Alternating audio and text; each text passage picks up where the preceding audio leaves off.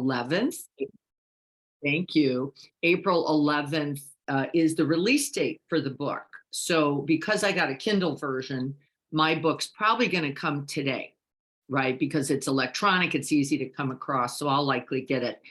If you did not got the hard copy, which I also did, that they say will be arriving around the 14th or 15th, so sometime later in the week. But everybody received chapter 1, which is the week we're going to be working on today. If you didn't receive it, chapter 1, just let me know and I'll be sure to send it right back out to you, because I now have it as a document, a PDF document, and can send it out to you.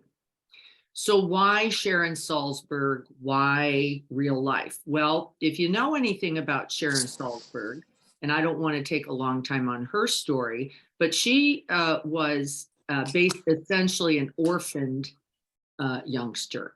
Her mother was mentally ill. There was suicides in her family. She was abandoned by a father early on. She did not have community connection or any real sense of bonding or attachment. For those of you who know a little about attachment theory, which says essential early attachment sets the nervous system in place for handling difficulties or not. And if you are, let's use the idea of feeling like you're falling. This is what happens to infants who are not attached, right? You get this idea. Remember, Indians, American indigenous peoples wrapped their infants. Anybody, right? You see them in the papoose, you see them now. You see them now, of course, in young millennials with the babies all tucked in on their chest. These are lovely, right?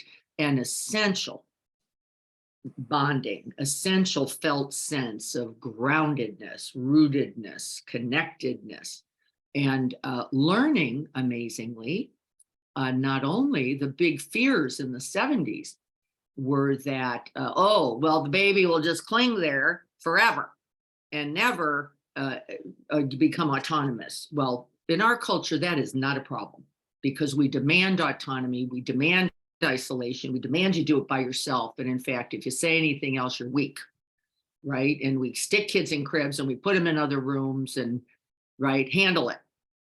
Well, what we now know is that doesn't work out that well, actually.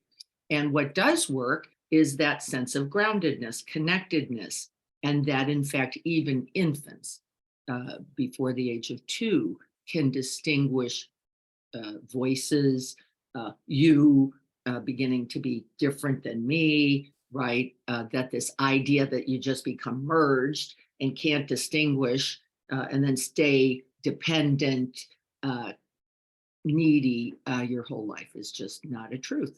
And that's the beginning of work called attachment theory. And the attachments theory says this: if you feel like you're always falling, you will fall. I'm going to put it to simple terms. If you feel like you're always, you will fall. And you won't have a sense of whole self, groundedness in the body, a sense of purpose, presence. I can just be here right now. I can always ground to my body breath. We're going to be doing that today. That's called the refuge. Well, attachment theory says without that, you're kind of screwed. Because now everything's hard. Everything feels too scary. Everything is a problem. And that your narrative, or we call that the storyline, right, from Pema, is nothing works out. It's all shit. You can't do I can't do anything. No one will be there for me. Right, those kinds of ideas. So one of the things I asked you to do last week is we talk about a real life, right? And in a real life, the truth is everyone has some of that. Everyone has, well, I'm good at this, but maybe not so much that. True. I'm better at this thing than that thing. That's probably true too. I can develop skills in that thing if I want. Maybe I don't want to be the greatest knitter in the world. Maybe that's not important to me, but a sense of what? Possibility. a sense of interconnectedness. And now, of course, we have the new word from Dan Siegel, intra-connected, that there's nothing but this reality, intra, oneself in connection, essential connection to others. Well, Sharon's going to be talking about this in her book, Real Life, because what she says is we all are everything. We have those deep senses of connection, and when we do, they serve us. They're a benefit. We're going to be okay. We're going to feel like we're okay. And when we don't, we're going to struggle. We're going to buy into core old feelings like we're falling all the time, or nothing works out, or it's all on me, or whatever those core belief thoughts. We're going to talk about them a little bit today. Okay, so just so you know where we're headed, Sharon's main theory then in the book is between contraction, constriction, shutdown, right? Same kind of stuff that Pema talked about in The Places That Scare You, with slightly different language, which I love. Pema, by the way, comes from a Mahayana tradition. That's the Tibetan traditions. And so she uses a different kind of languaging. Sharon Salzberg comes from the Vipassana tradition, which was understood to be the earliest and first teachings of the Buddha. And so the languaging, you'll notice, is very much focused on things like body sensations and thoughts, very consistent for those of you who took the mindfulness-based stress reduction class, who have heard conversations around those things. So we're going to be working a lot on that, very consistent with the tradition. The tradition is essentially this: if you can break down your experience into parts rather than this felt sense of me or whole or only, you can work with them. And so body sensations as body sensations, not as just the whole of me. Well, thoughts as thoughts. We do a lot of practice around this, don't we? Rather than beliefs, rather than truths, rather than absolutes, we begin to practice as we're going to today. But the first work in the Vipassana tradition says, find bare attention, find a base, rest in it, come to it several times a day so that you don't get caught up in the storm of thoughts. You don't get caught up in the flooding of body sensations. You don't get caught in the tsunami of emotions. Because otherwise, without a resting place, we call it resting at the shore, you're going to be drowned in the river. Does everybody understand what I'm saying about that so far? Does it, right? It's a good reminder, right? Like, why do we practice? Well, this is why we have to rest at the shore. We have to rest, I call it, in shallow water a little bit. You don't just go swimming out in the deep end. And what's likely to happen? Remember that felt sense? I'm just drowning there. And we are all going to have that no matter what. I don't care how trained you are. I don't care how many hours. I don't care what tradition you're using. Forget it, folks. The truth is this: there is suffering, right? That's the facts. And she starts there. There is suffering in this life. We're not going to get out of it. And the good news, here it is, doesn't mean you're failed. Doesn't actually mean you're failed. It's a part of this human condition. You're going to have it, and I'm going to have it too. And then, how do we form relationship? How do we form a daily life and practices and perspective taking, and then actions, intentions in accord or in alignment with that? Freedom is the other side of her conversation, isn't it? The freedom that comes when I'm just not caught in the storm, even when I just thought it. But oh, right, thoughts as thoughts, not as truths. Right? Oh, right, body sensations. I can actually observe, witness, um, and be present to them without being carried completely away by them. Can you imagine then the freedom of that? And you didn't have to stop being human. It didn't require it. This is the myth, right? I've got to get something else. I got to be something else. I got to do something else. I can't have this human life with all of its vicissitudes. They're called the 8 worldly winds: pleasure and pain, gain and loss, fame and disrepute. I can't, right, do that and find a place to anchor myself. Why? Well, because this very body is fraught with contractedness, with reactivity, with that I cannot bear. Well, we train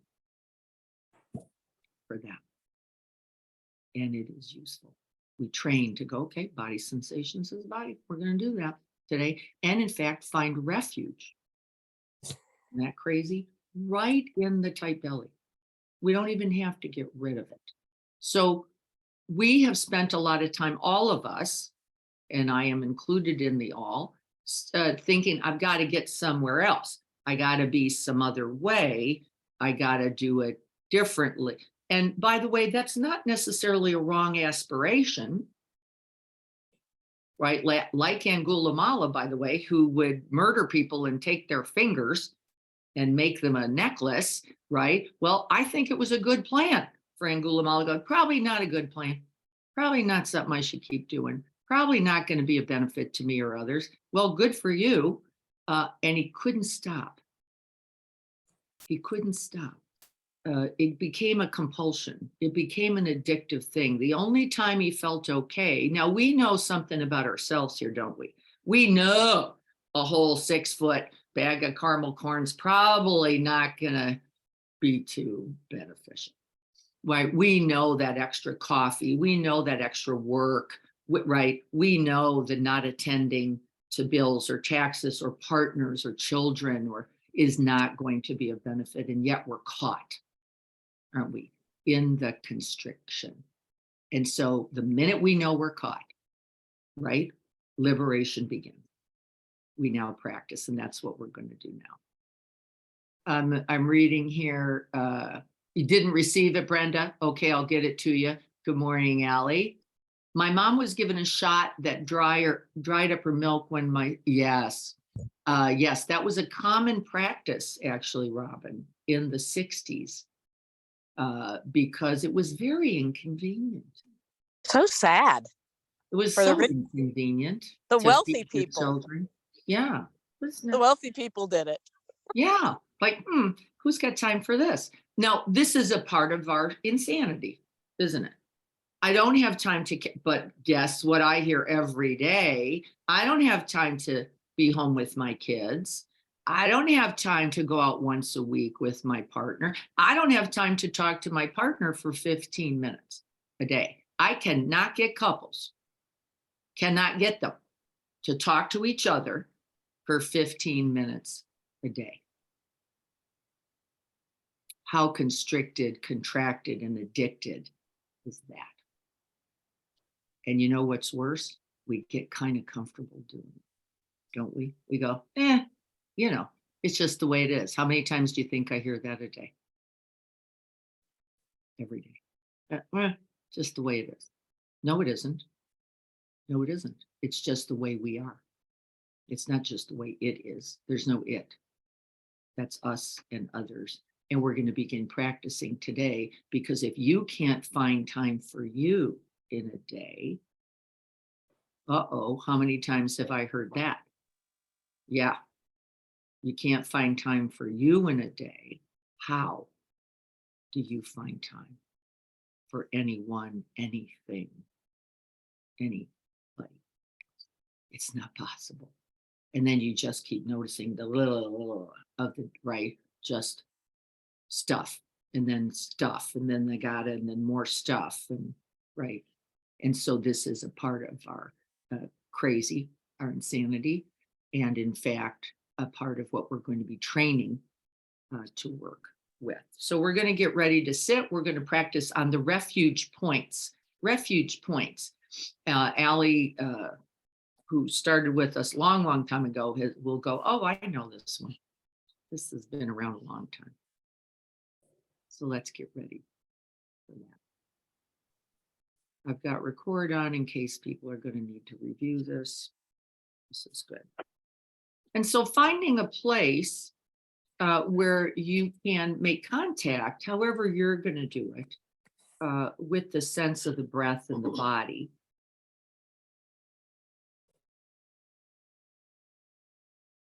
If you can find a stillness somewhere in the body, that will be a little bit helpful. But we can also, of course, use the movement in the body. And so, how do we establish refuge? Well, we set the body. And for those who might be walking or doing some gentle movements, what I mean is finding a stillness then around which movement is occurring. In fact, that's very consistent with yogic tradition. So we're just going to set the body for a moment, lower the eyes, and feel the sense of the earth. Let's begin there. That sense of earth, a felt sense of groundedness or rootedness, solidity, stability beneath us. And so that's the feet in contact with the earth. That's the sense maybe of the seat in contact with a chair, a mat, the bed. And just feeling up the body as we move up, checking into contact points. Now, by the way, the science says just now that you know where your feet are, your central nervous system is going to begin to settle. Remember that bonding, connecting, grounding. We're going to maybe make our own papoose here. And with each out breath, then, you notice we practice here, settle a little bit more into the seat.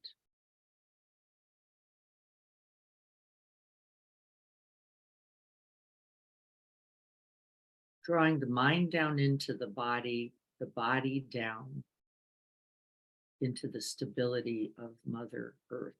We're going to bond ourselves to her.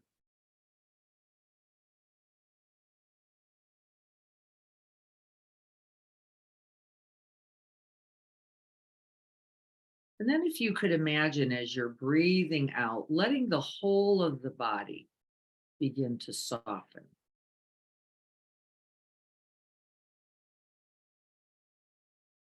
Let the shoulders release, let the arms get heavier.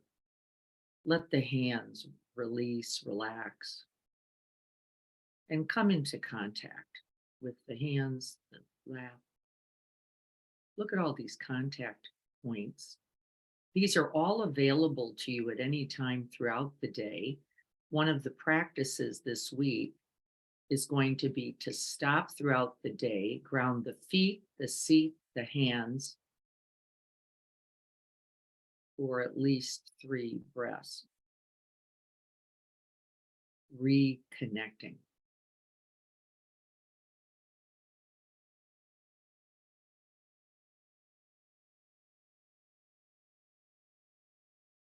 And then with a few in breaths, beginning in our seat, just breathing up the body, feeling that sense of alertness, uprightness, wakefulness.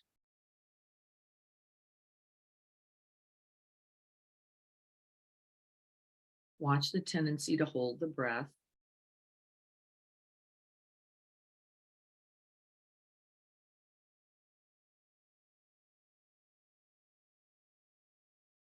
See if you can sense that gentle rising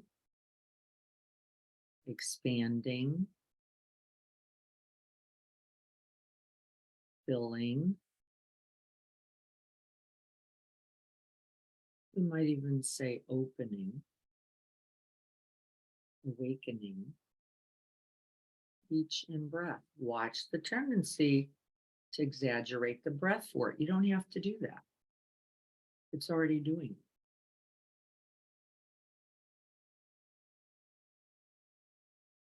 We're going to see if we can't cultivate a natural wakefulness.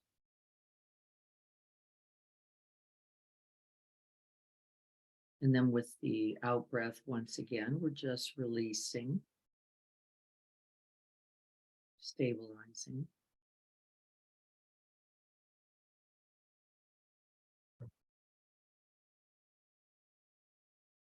So here we are. We have the refuge of the earth itself holding us, always available. The refuge of our own body and its contact, beginning with the earth, which is always holding you.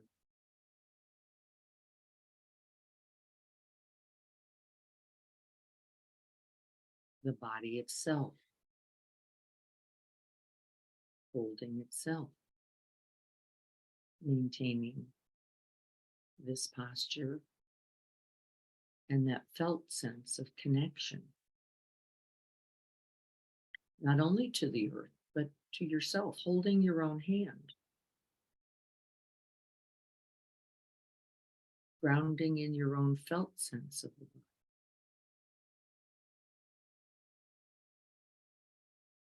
The warmth, the softness, the release.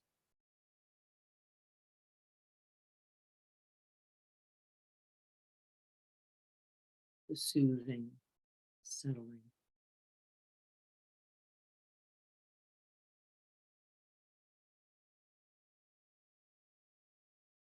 Release that out breath a little bit more. You've been holding it a while, and most often don't even.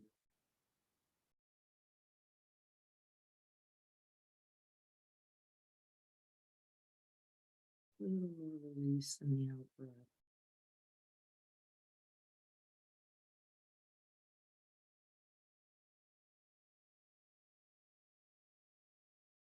And then the refuge point of the stillness at the end of the breath. And then, of course, we begin to recognize that that stillness is everything.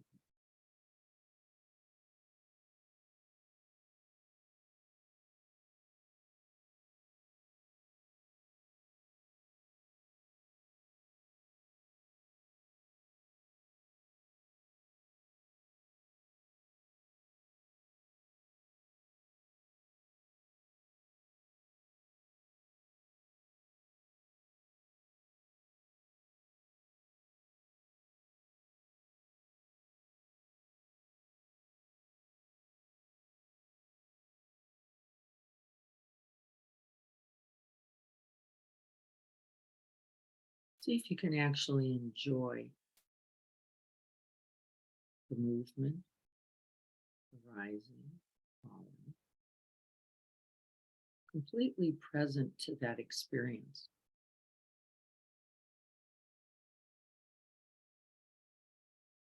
Wakeful,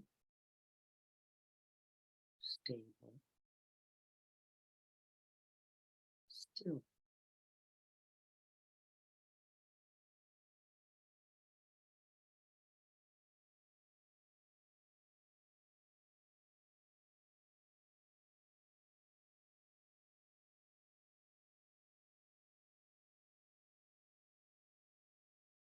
And it's completely okay and may even be preferred, by the way, that you offer yourself those little gentle notes. Wakeful, stable, settled, softened, grounded.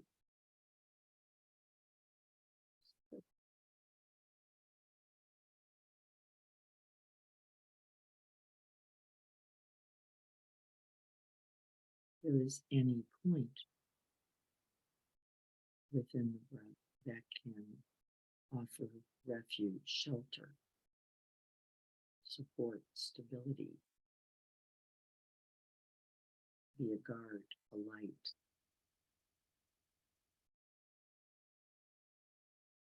Any point.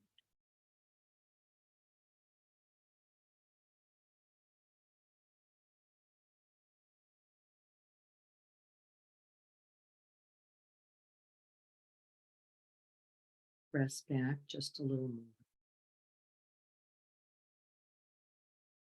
No pressing forward. Being with the breath in the body. Resting on this earth.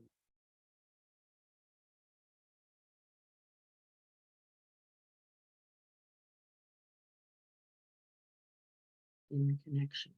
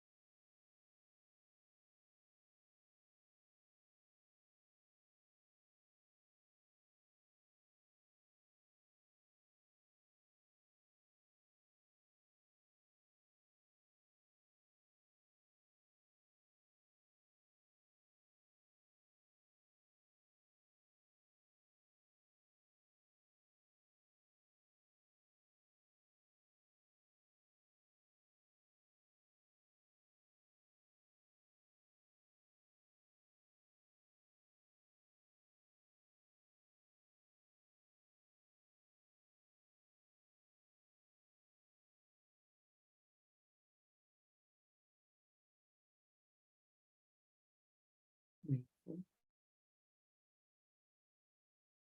Peaceful. Still.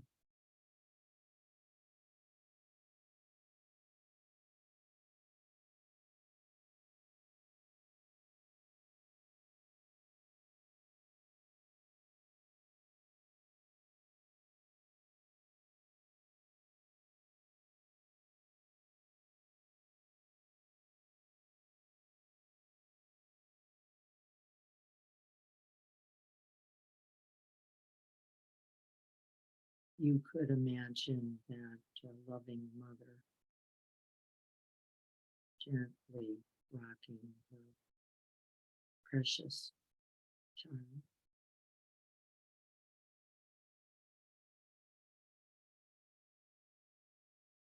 Let that be you when you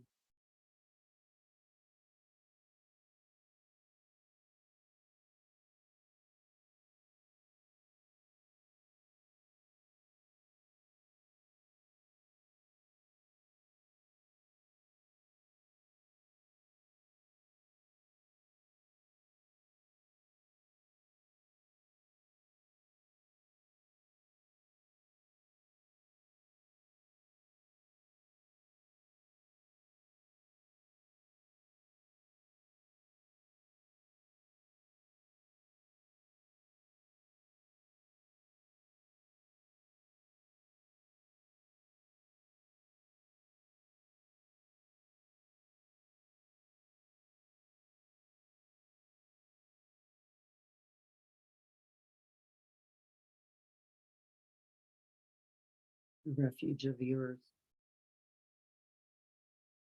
the refuge of this human life, this human body.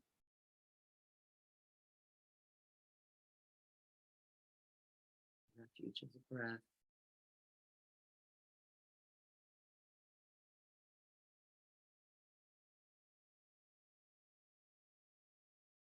The refuge of awareness itself, available in the stillness, in the silence,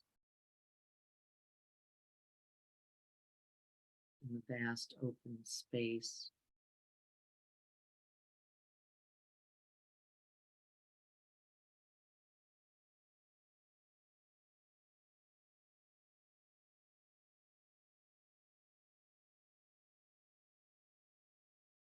making contact, connection, finding refuge, breath by breath.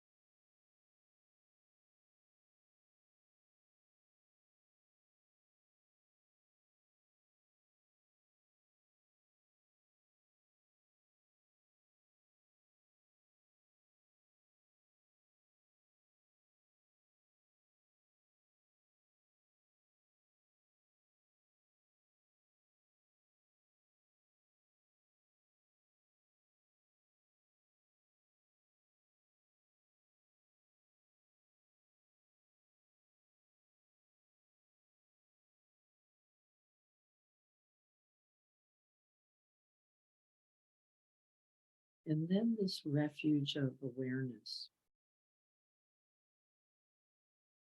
awareness which is unbiased, non reactive, non judgmental, with no struggle, simply seeing clearly. This is the practice of bare attention. So, whatever is there, we'll just use sensations for a moment. In the way of sensations in the in breath, in the out breath, awareness greets it all.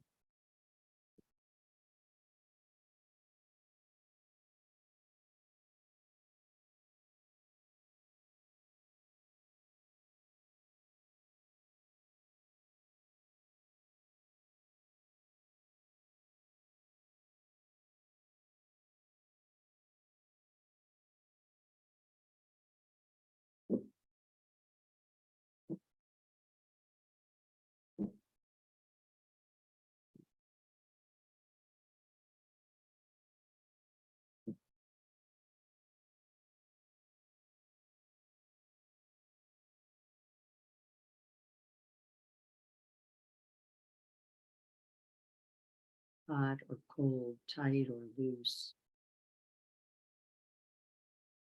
contracted or released.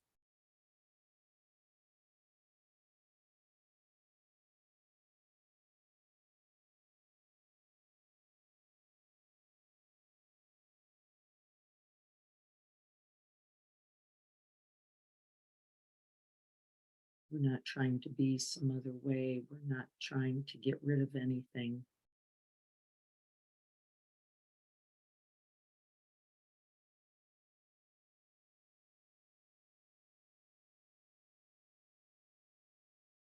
But can we make contact, particularly with that area within the breathscape? And however it is, can we abide?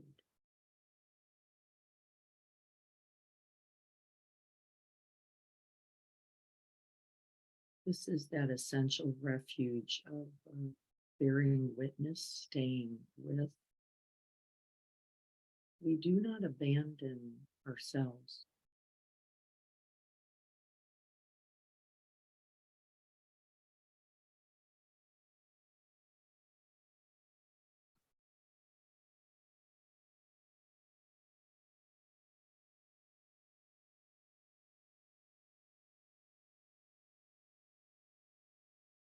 And whatever it is, tight or cold or hot or twisty, painful, we can abide one breath at a time.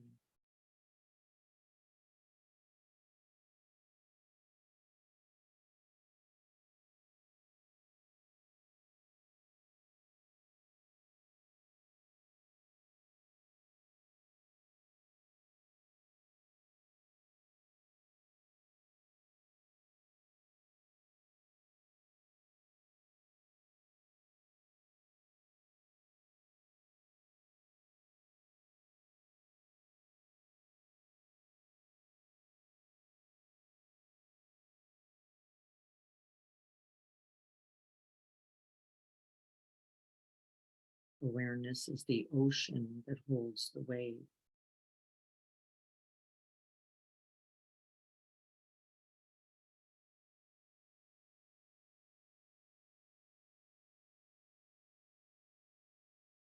Still and stable.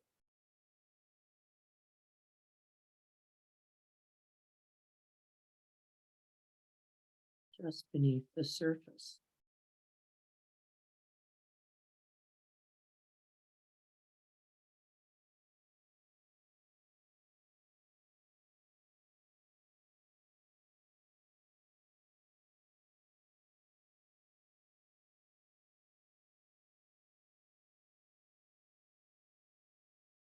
And if at any time you get caught up and carried away by the waves of the storyline, you can simply, with recognition, acceptance, come right back down to the feet. Begin again. Feet, the seat, the hands, the brightness of the body.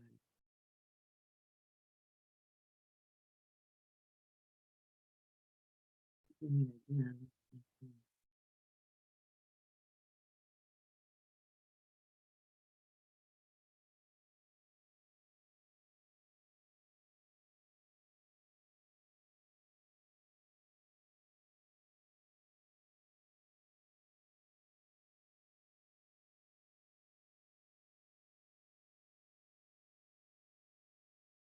And the felt sense of the earth.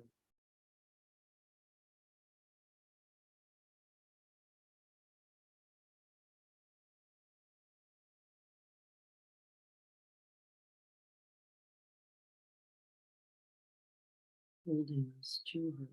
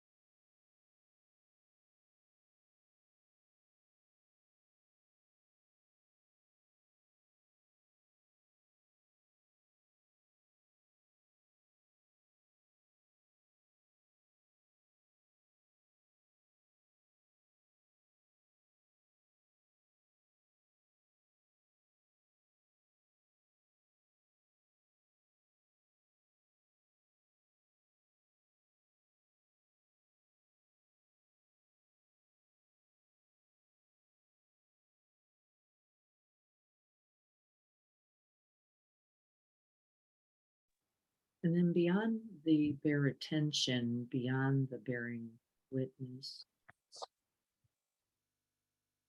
in awareness itself, there is the refuge of the whole heart.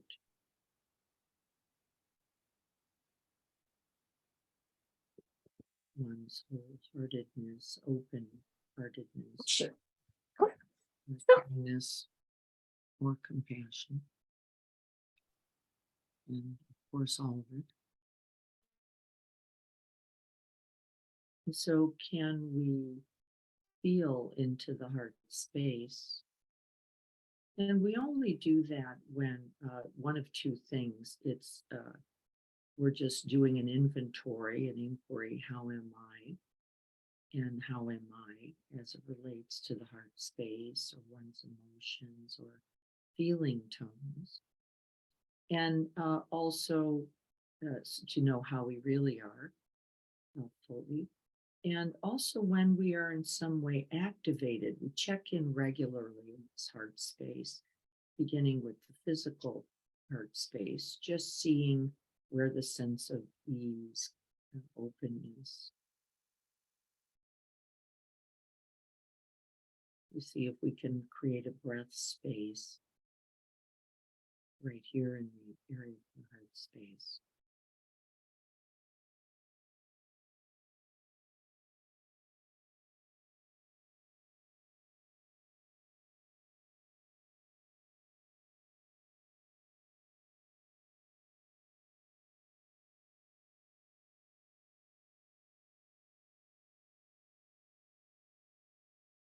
And we can rest here in those wholehearted aspirations, in those boundless abodes.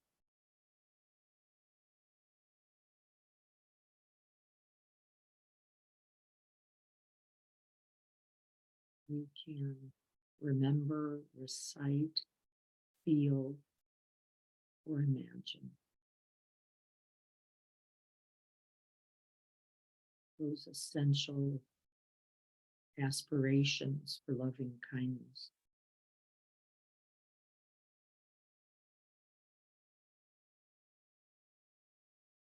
For compassion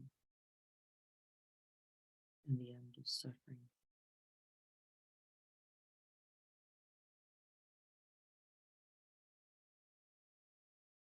For joy.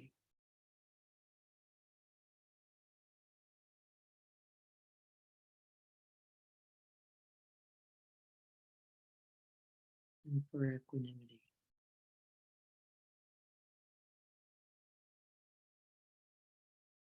And see how just saying the words and holding that possibility feel as you breathe that in. The refuge of these wholehearted aspirations, named or felt.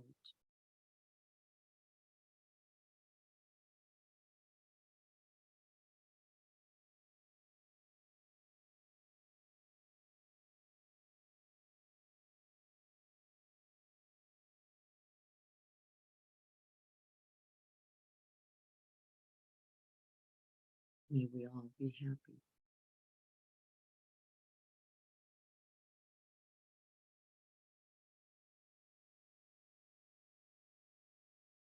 And breathe in through the portal of the heart, and as you breathe out, send it throughout the whole of the body mind.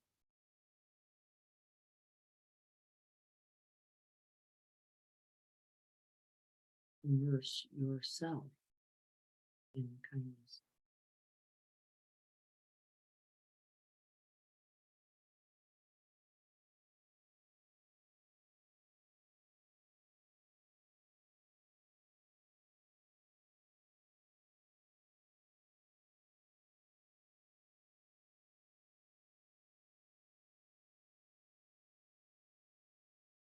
May I be happy.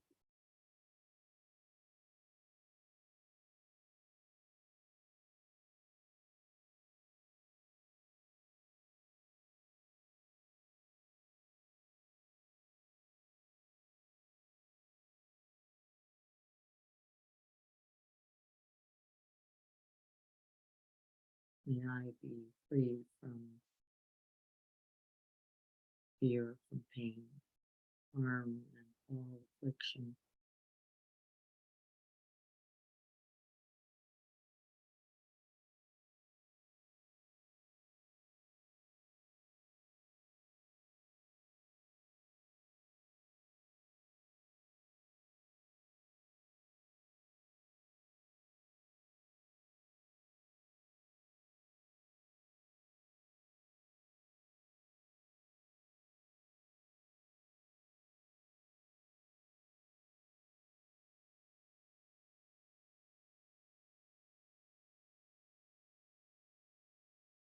May I rejoice take delight and be glad at the preciousness of this human life and the fact that these teachings, the possibility of awakening, and this community are all here as supports and refuge as well. I don't have to do this alone.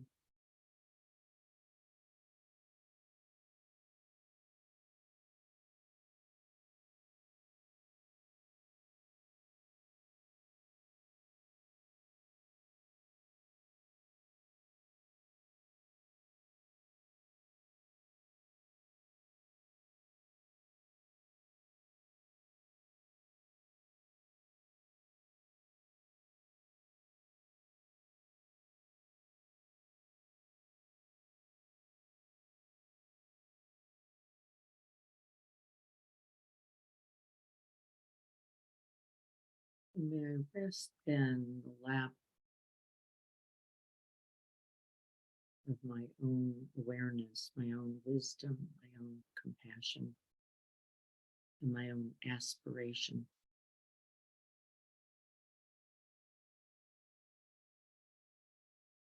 to awaken.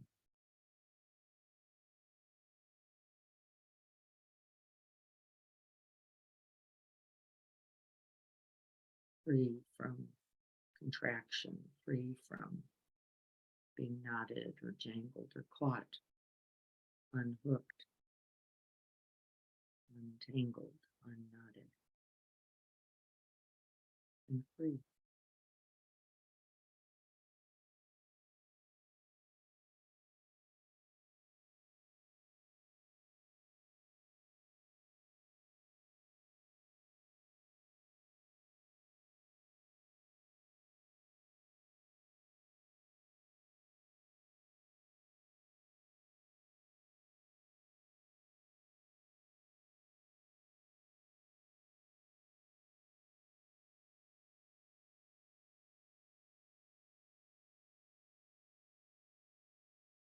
And then opening wide beyond the body, beyond the mind, opening that heart space as wide and vast as the sky, as the oceans, and rest in those uncountable, infinite sources of refuge.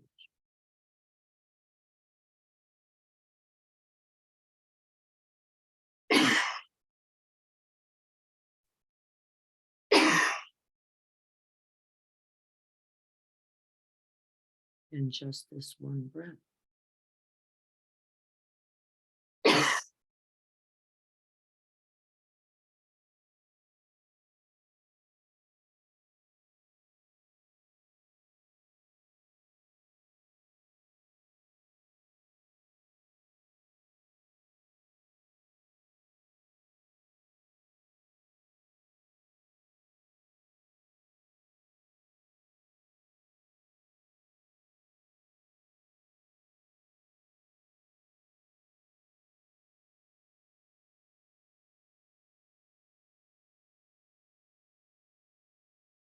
And may we all be filled with loving kindness.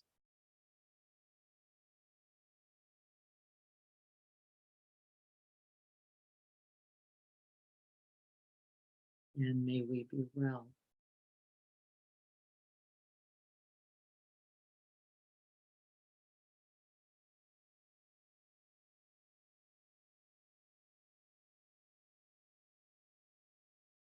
May we all be peaceful and have ease.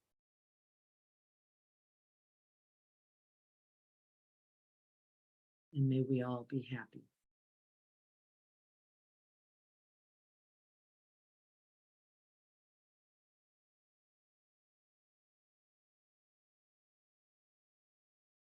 And may this practice contribute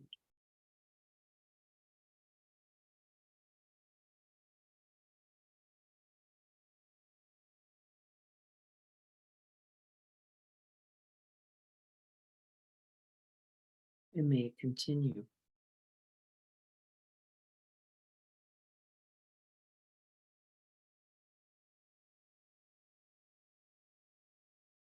Until all beings are free.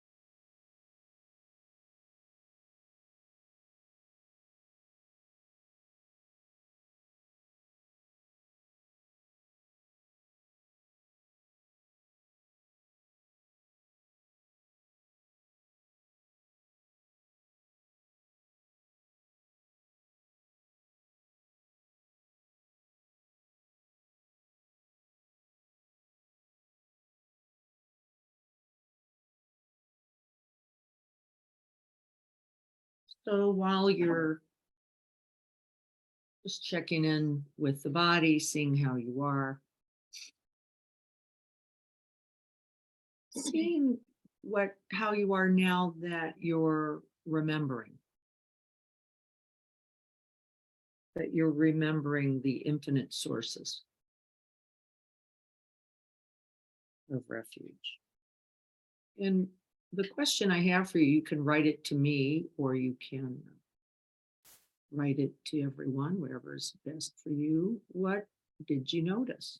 What source of refuge was accessible, available? Which was the one you didn't know, you forgot all about it, and then went, oh yeah, that one, that too. They're all there. They're all there all the time. It's just actually where we get a little more comfortable and then a little more patterned in learning where to lean or where to rest or where to find connection. But really, it's a little bit useful to keep working on extending and expanding that repertoire, that menu, right? So that we go, right, this too, because not any one will always be available, will they, for any number of reasons. So what'd you notice? Come on, say hello, or you can just type it into chat.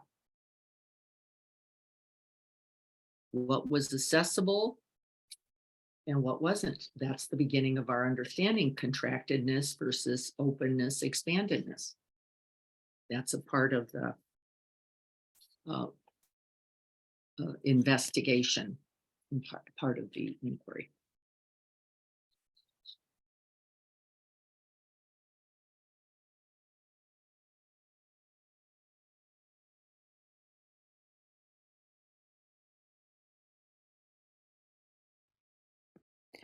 Do you mean in our body or in our mind? Or like we're not supposed to be in our mind? So I didn't. I mean all of it. I mean, there were sources of refuge everywhere. The mind and awareness is a refuge. The mind in awareness is a refuge. The body itself is a refuge. The breath itself in contact is a refuge. The earth itself, the felt sense, is a refuge. The open heart and those heavenly abodes is a refuge. So they're everywhere. Okay, thank you. No limit, actually. Vast open sky, Kelly says, a refuge for her. Yep, that felt sense, the spaciousness or openness is a refuge. What else? What was your experience? The ability to just stop the thinking, which I mostly was swept away by the thinking, but just the ability sometimes to stop it was a good experience still. And how did you do that? Victor, where did you place your mind once you recognized the thinking? In myself, just in myself, and Your seeing. body, your felt sense of the body or the Yes. breath, right? They're Yeah. kind of interconnected there. Yeah, that's right. The body right here all the time, as long as you're breathing. Anyway. Yeah, the body itself. I can come ground right in the feet. I can ground in the seat. I can release the breath, right? Letting the body begin to be stable and settled and held, really, as it is. In fact, the physics says by the earth itself. Yeah, what else? Breathing on the heart. Dennis, I can almost hear you. The breathing on the heart. The heart space. Yeah, the heart space and your breathing. Yes, and the breathing into the heart, creating space and room in the heart, remembering the aspirations. By the way, if we're in the heart space and we're not recollecting aspirations, we have to be careful because that's the polyvagal bundle in there. If there is a level of distress, we might feel that just that contractedness, that little grip or tightness. Remember Chogyam Trungpa said it's always there. And so we have to feel into not only that that might be the little grip or sometimes a larger grip from the polyvagal bundle. We also want to create space and room to feel those aspirations, to feel the spaciousness of the wish for ease, for happiness, for compassion, for joy, for equanimity. And the training says, call them to mind. Call them to mind. Don't just think they're gonna like whoop be hanging out there. You've got to remember them because remember the polyvagal bundle, that's where our insecure attachments come from, by the way. They come from, I'm always falling, I'm always off center, I'm always disconnected, fragmented, or contracted. And that if we breathe into the heart without remembering, the truth is you can get in trouble. You can go, uh-oh, I'm just heart's fluttering and or pounding, or there is something holding that also. By the way, there is something holding that also. Siobhan says the body became a refuge off and on. This is, well, you're talking about what we're talking about, much discomfort. And when I was able to use my mind to direct it to just being with the discomfort sensation, it became a refuge. That's right. That's awareness. And then the wish for its relief. When I resisted it, yep, we get in trouble pretty big, don't we? Can't deny the truth of our experience ever. It never works. Sometimes the breath was more accessible as a refuge. That's right. A few times opening my eyes and placing them in front of me on the ground was the best refuge. Beautiful practice.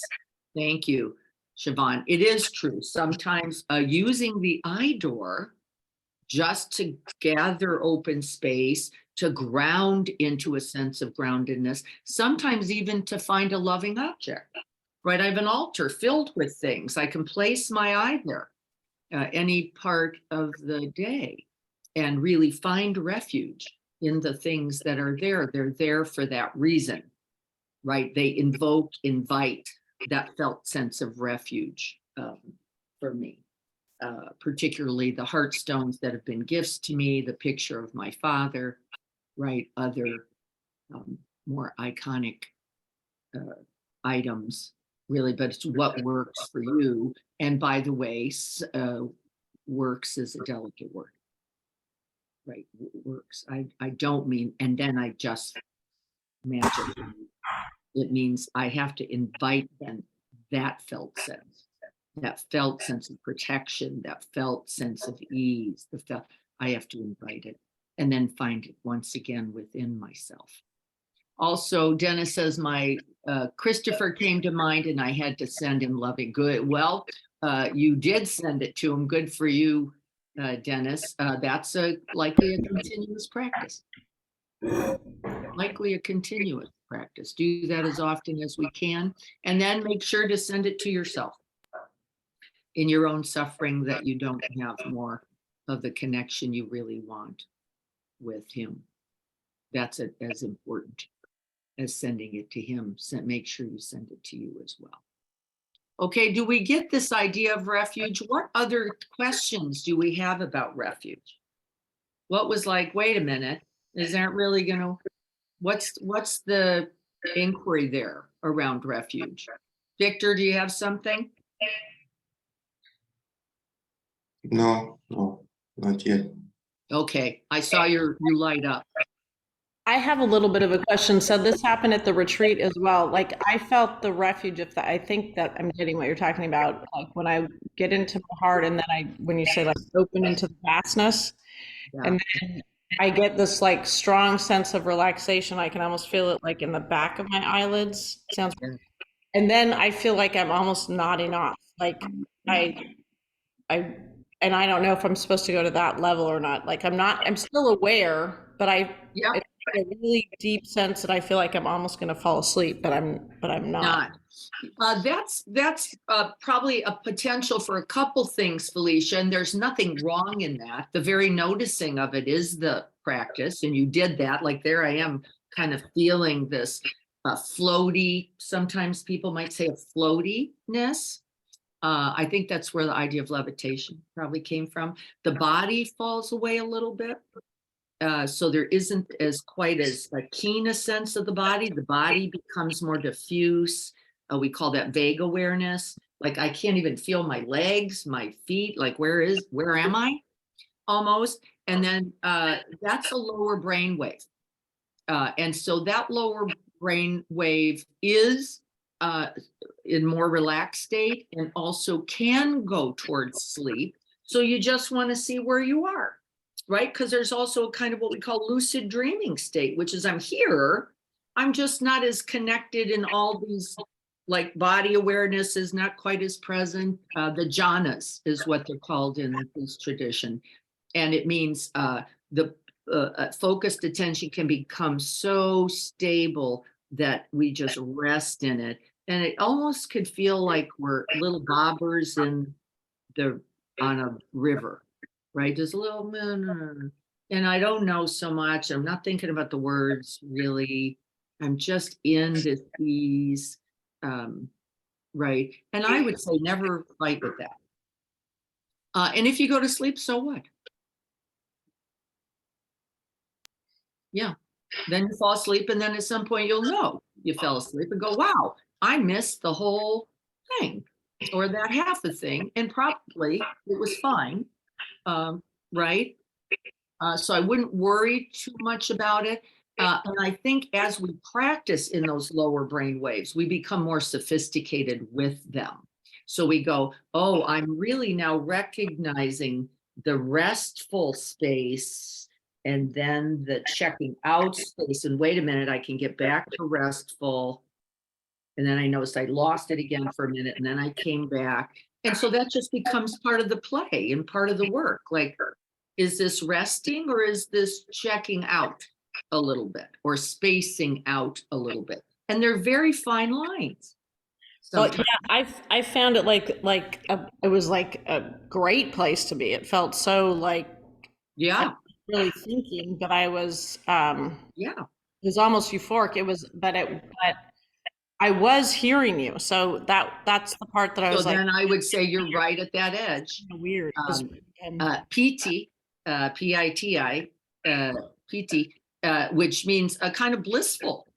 It wasn't like just bleh. There's a little, oh wow, this is fabulous, and without being disrupted. And then we just watch for how to hold enough energy to sustain, and it's right delicate balance, because too much energy will pull you into something else called grasping or clinging or striving. We don't want to do that either. And resting. That's right. In that restful state. So that sounds like a beautiful practice, something to keep inquiring into, like, what do I do that ends up cultivating that? If I try too hard for that, by the way, that won't be available. This is what happens in the jhana states. We go, I want to get that back. And then you're striving and it's completely unavailable. So nice that you're checking in on that. And I would say those become more and more available as we practice. Anything else about refuge? I want to make sure you know it's available. You can access it. There's no one point to that. There's no one quality of body mind.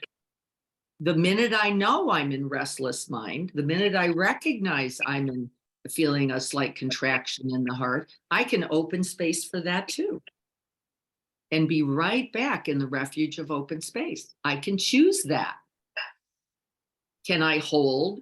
And I noticed a lot of heart contraction for me today. Can I hold that without being carried off in the story that comes with that contracted space? And I actually didn't have a story. As I was checking in, there wasn't much thinking going on about it at all. Can I let that be? Yes, I can. Can I hold that?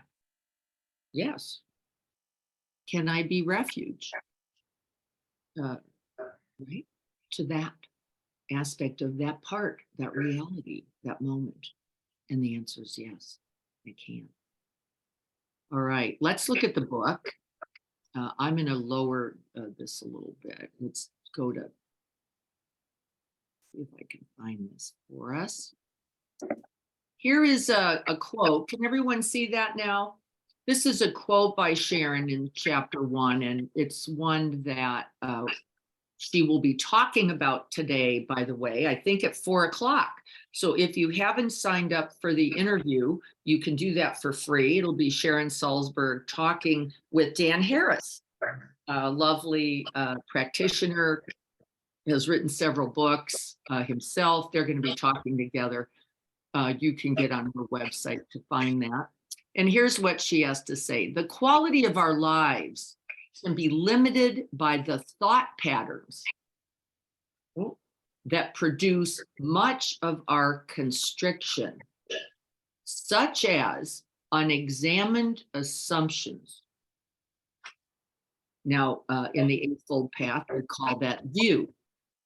Certain view you hold about how things should be, how things are supposed to be, how you're supposed to be, how they're supposed to be, how they're not supposed to be, how nobody should be that way. These unexamined belief thoughts are going to get right in the way of the lens and actually create distress. Sometimes, perhaps most of the time, we don't even notice the ideas we hold about ourselves, our experiences, our friends, family, and so on. We're not even recognizing those core belief thoughts and how they are impacting our sense of well-being.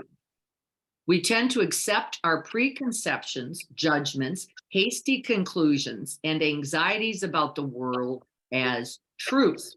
That's capital T, right? Ultimate, unyielding, inflexible. Our world shrinks right to that view, becoming smaller and smaller, doesn't it? I should be, you should be. A dangerous, dangerous start, isn't it? I should be, you should be. And then we refuse to tolerate from that I should be, you should be, how we actually are, right? We go, no, not like that, not, no. And then, of course, in all that no saying and all that rejection and all that denial, refusal, and life shouldn't be like this. Oh, but yes, it is. Yes, it is. Right? In every way possible. It's greeting you over. What about this? Can I open to include this? What about this? Right? Nobody's the way I thought they would be. That's not the relationship I thought it should be. This, I don't think I'm doing what. And this is a primary cause of suffering.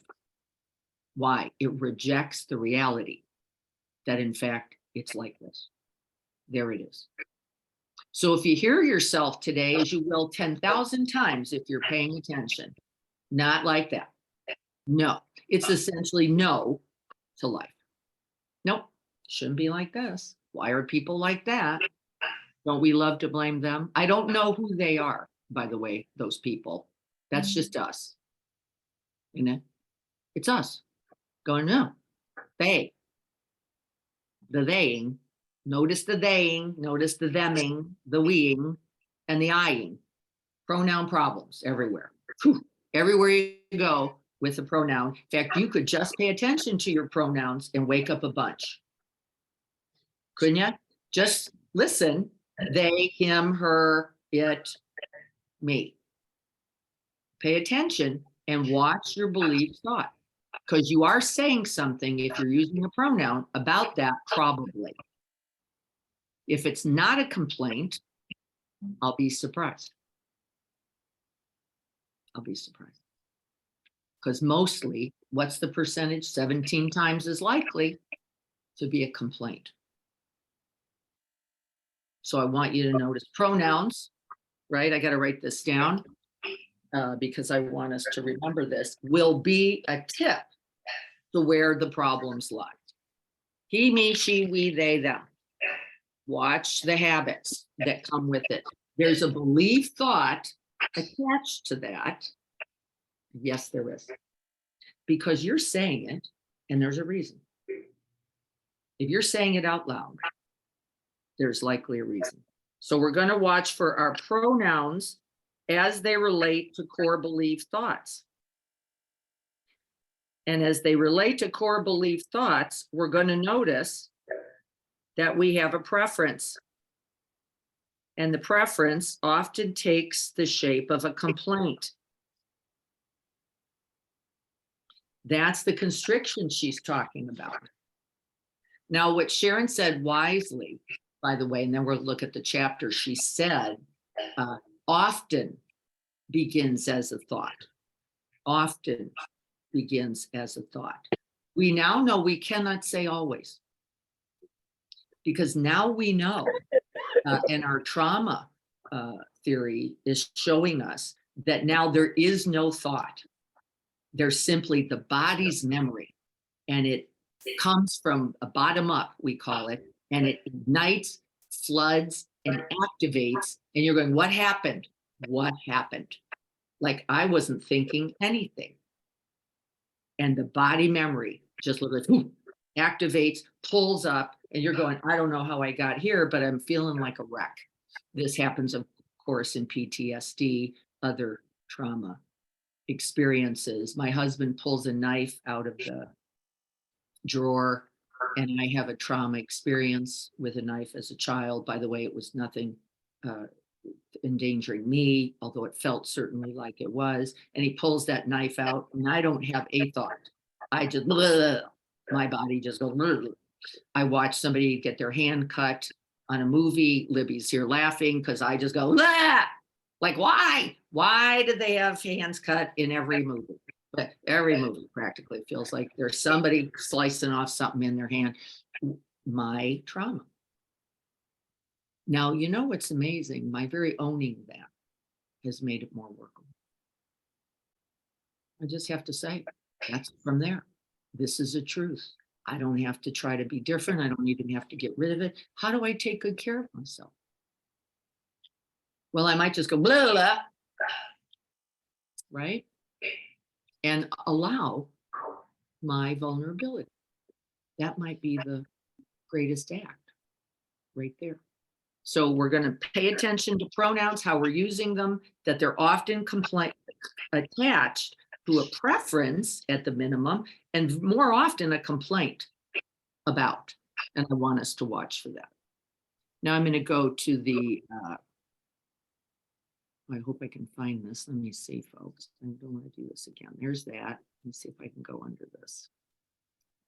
Nope, got to do it a different way. So hang on. Is there any questions about that so far while I grab the chapter back? Do you get what I mean about the impact of the pronoun use and how we're really, yeah, it's really right there. I found the thing here, so let me get back to this. See if I can't get it for you. Here we are. Okay. How much room do we have? I love this. Let's see if I want to go up any. We did just the first few pages before. I'm going to pull ourselves back here. She explains, of course, attachment and contraction. We looked at that. And remember, I used the idea attachment theory. You heard me talk about that we all need a sense of connectedness. We all need a sense of groundedness. And sometimes the reality is we don't have another, right? Not because they don't love us, not because people don't care, but we're in a life circumstance, right? Where that's just our reality. So how do we care for ourselves well in that? This is where we left off. She talked about I think it was a woman from Iraq who felt failed, remember this, because she felt like though there was money, yeah, she was an activist, though there was money being generated, she said the dignity of these women, the beauty of their strength, of their perseverance was not either grown, acknowledged. And in fact, so all that money was helpful in a certain way. And she felt failed as a result. And so here's, it says, she became ashamed of her feelings of frustration and failure and did not want to admit them to anyone. Her mind raced, she was restless. And perhaps to avoid a deeper encounter with my own heart,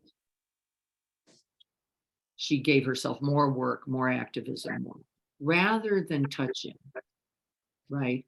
Because nothing to hold it, right? Nothing in the moment to hold it, nothing greater. This is why we practice with the refuges. There's everything to hold it when we're not lost in that thought or that core belief that somehow I am simply not enough or deficient. To do that, I needed the safety of silence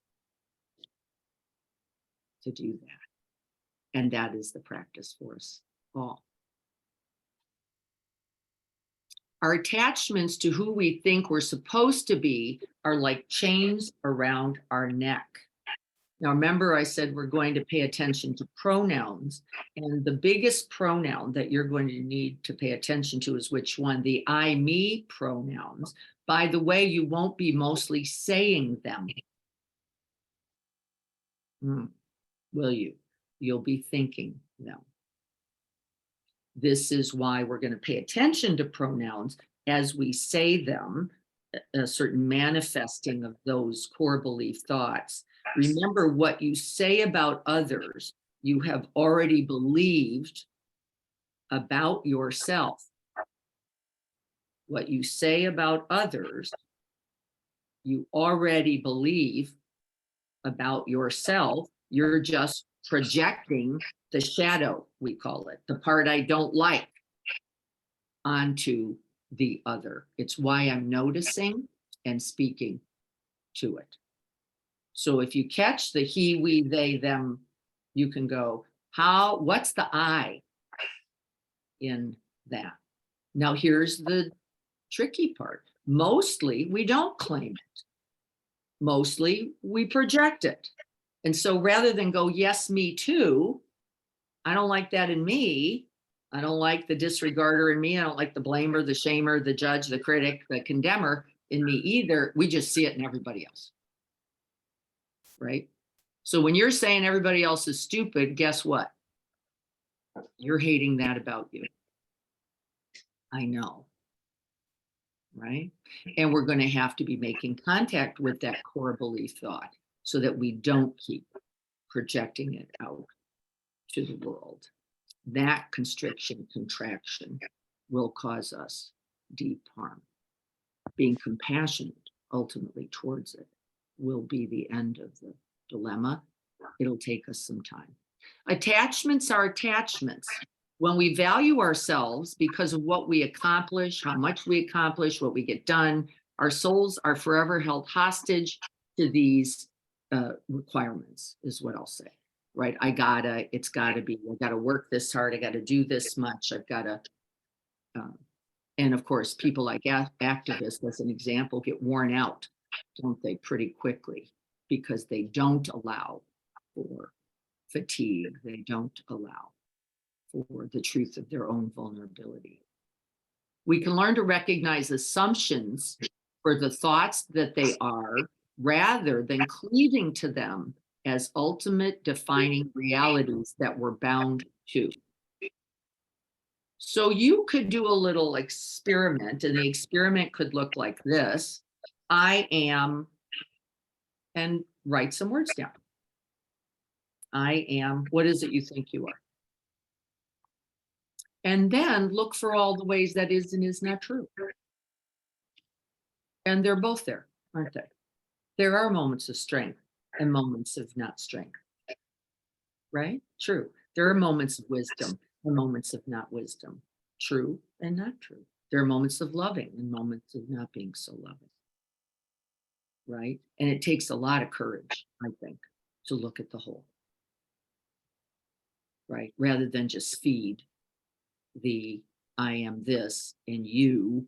Remember, we settle on those off to the other. And that by itself is expansion. That we could take claim of the whole of our humanness. Wow. Without what? Blame, shame, regret, resentment, and believing that that's all of us. That would change a lot, wouldn't it? And so we're going to look at that. I am, be watchful. Doesn't mean it's not true. It just means it's never always true. My favorite way of imagining an expansive state is someone with asthma is being able to breathe again. It is peace. I don't know. Right? I think in the long run, it's true. I don't think in the short run it's true. I think you have to run a lot into not being able to breathe first, don't you? And then you stay anyway, and you choke or you gag or you cough or you do whatever you do, and then you realize you didn't die. I think it goes more like that. And then the next time, maybe for one more breath, you can stay. Just like Siobhan was saying, right? It isn't because it's easy. And it isn't like, and then I made contact with the breath and it was all better. And I don't want us to buy in. I think it's dangerous to go. And then the stillness pervaded all things. Yes, ultimately true, absolute, and not necessarily right now. Maybe the only thing you made contact with was the contraction. And still, learning to be with, breathe with it is big news. It is big news. So let's hang on. And yes, in its absolute form, there's no doubt about it. And it's why I continue to practice today and why I'm going to ask you to practice, because it will get better. And it doesn't mean it feels good. Right. So look at the world with quiet eyes whenever you can and let go of grasping. And that actually means let go of trying to be some other way. We're not grasping for peace. We're not grasping for ease. We're just being with grasping at the start and then seeing how it goes. There was a lovely poem. Peace looks like nature. Peace smells like fresh air. Peace sounds like wind blowing through the trees. Peace tastes like bubble gum. Peace feels like a soft pillow. And peace might feel like a contraction, and the way we open to include it. And the way we open to include it, just as grasping. Right? There's a little written here that doesn't feel like stuff that I feel like we need. Expansiveness is energized, confident, creative, and brimming with love. Again, in its absolute state, but could it also be sputtery, uncertain? Yet the continuing the practice might be the whole point. That in spite of the fact that it's hard, it's confused, it's anxious, it's restless. And in all that, I stay. That's an expansive state right there. And in it all, I stay. And that, by the way, is radical love, isn't it? It is. And again, I don't want to suggest, and then it felt so great. I think we have to be careful because then we feel failed some more. So this expansiveness, we're going to say once again, be watchful of this pleasant feeling. It feels like including. It feels like staying. It feels like a breath or two without running or shutting down or getting hateful or right. And maybe just the breath itself.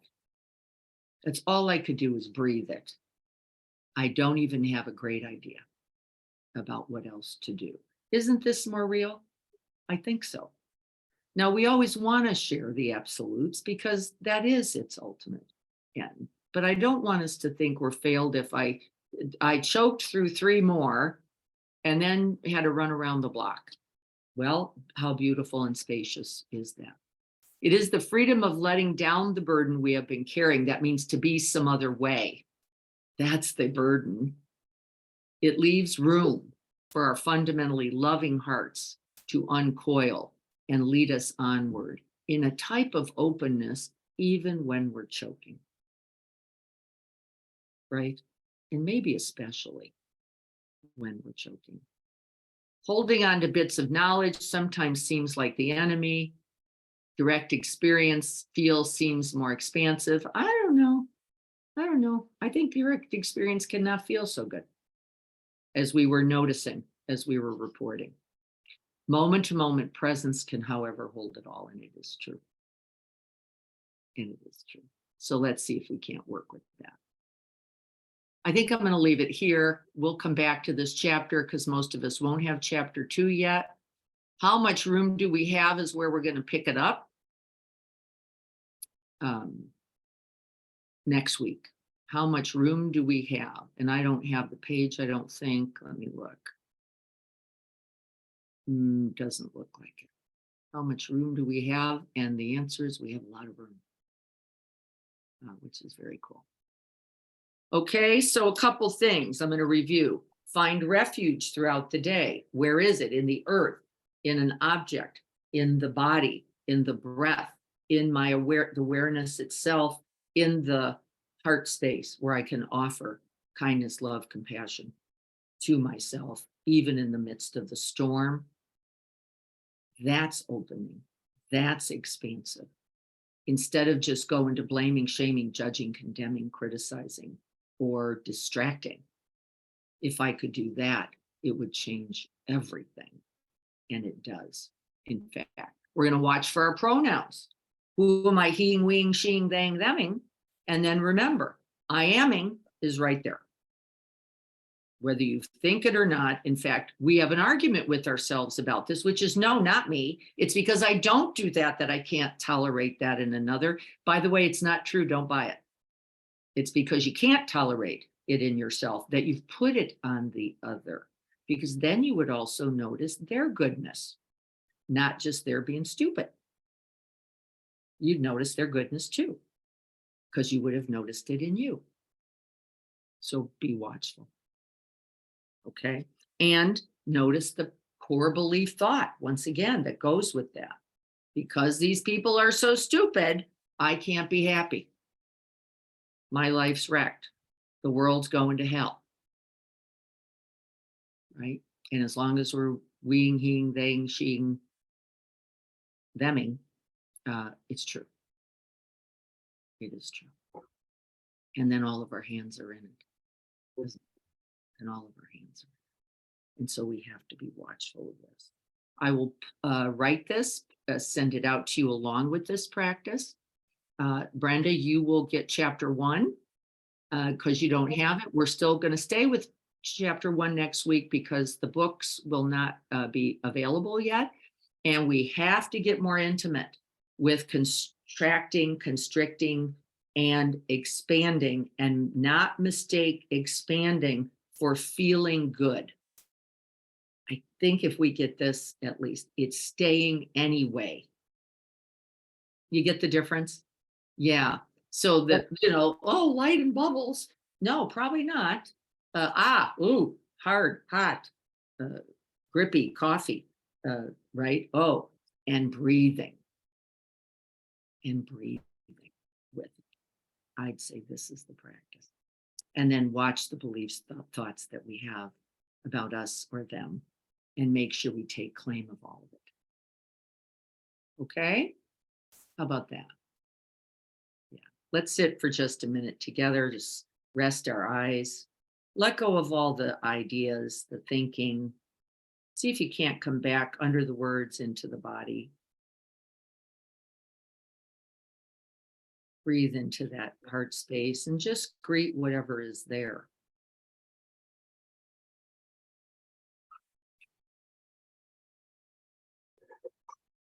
And can we actually breathe it rather than breathing it away, breathing it into something else, turning it into grafting on, I call it, some other thing. Can I just let the tight be tight and the open be open? And remember, we're all of it.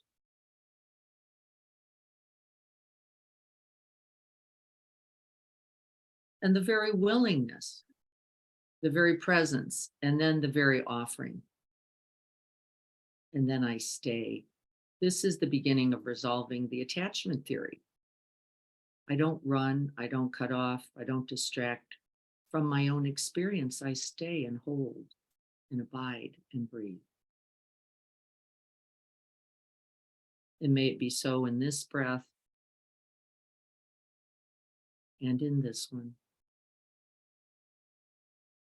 throughout the whole of the days and the week.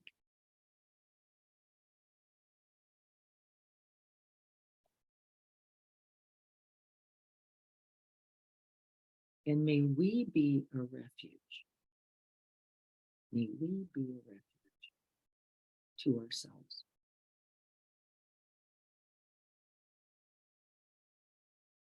So be it.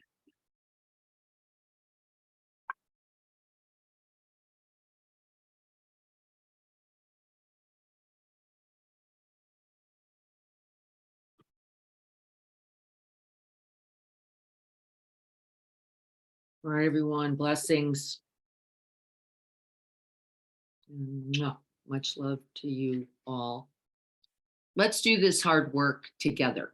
It will be of benefit. It isn't easy, right? Because making contact with constriction, contraction, and grip is not our favorite thing to do, but it is the path to the end of suffering. And that I can assure you, we do have to greet it and hold it ourselves before we can ask others to do that with us. All right, we will be here. I'll be doing Thursday, 7 o'clock. Please join me. We'll be doing some practice like this now that we're on to the chapter. And then Saturday, we'll be here in the garden. And look forward to seeing any and all of you. It was lovely last week. If you can make it out, please join us.